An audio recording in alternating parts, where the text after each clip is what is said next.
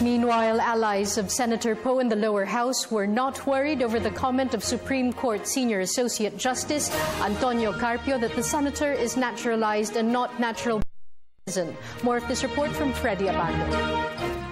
The declaration of Supreme Court Senior Associate Justice Antonio Carpio that Senator Grace Poe is not a natural-born Filipino unless she can prove blood relations to Filipino parents has raised concern on his credibility as head of the Senate Electoral Tribunal that will rule on whether she is qualified to run for public office as provided for by the Omnibus Election Code.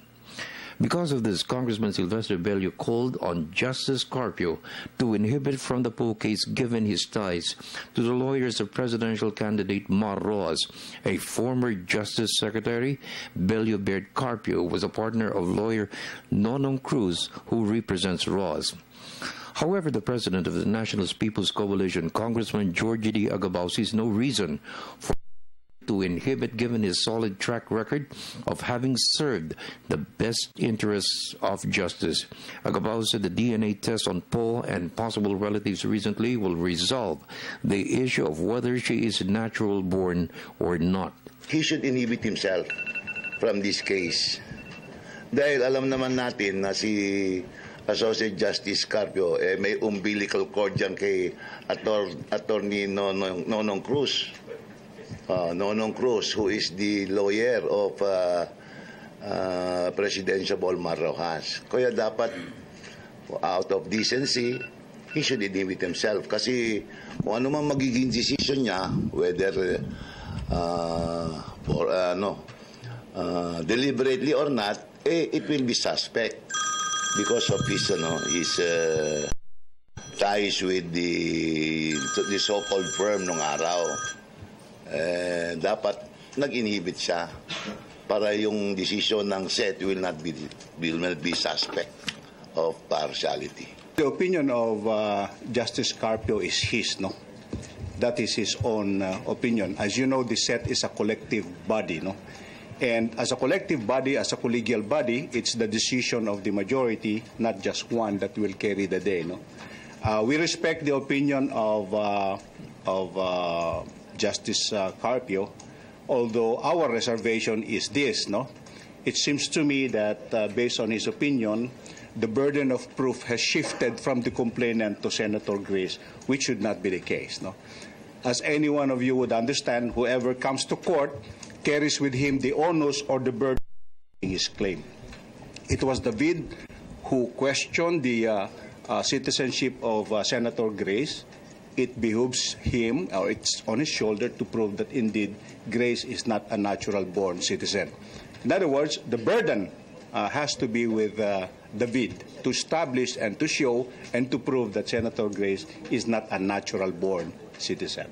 Senator Grace has taken the extraordinary effort and the step to have a DNA test done on her. No, that's what I read from the papers. No, and that to me is a manifestation of the how well-intentioned Senator Grace is, no, to have this case resolved as soon as possible. No?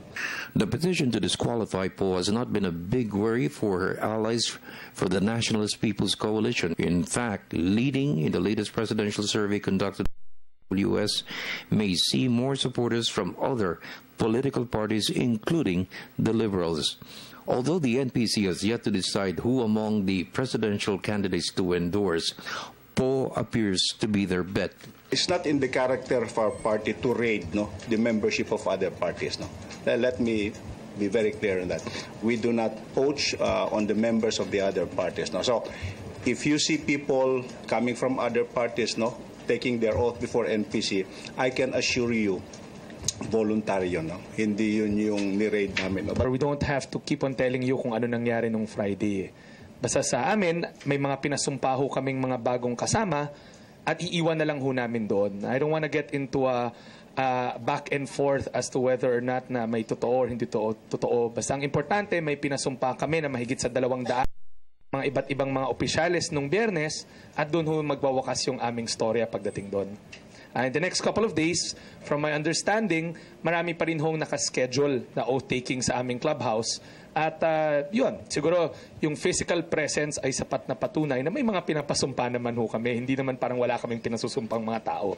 In the meantime, there could be a face-off between Senator Francis Escudero, Congresswoman Leni Robredo, Senators Antonio Trillanes and Gregorio Honazon for the vice presidency. The four are from the Bicol region. Historically, voters from its 5 provinces support just one candidate. I think it's about time na makipakita naman ng mga Bicolano yung political maturity nila. Nandun yung voting as a block. Pero marunong din naman como Bicolano, automatic na yun. Titingin eh.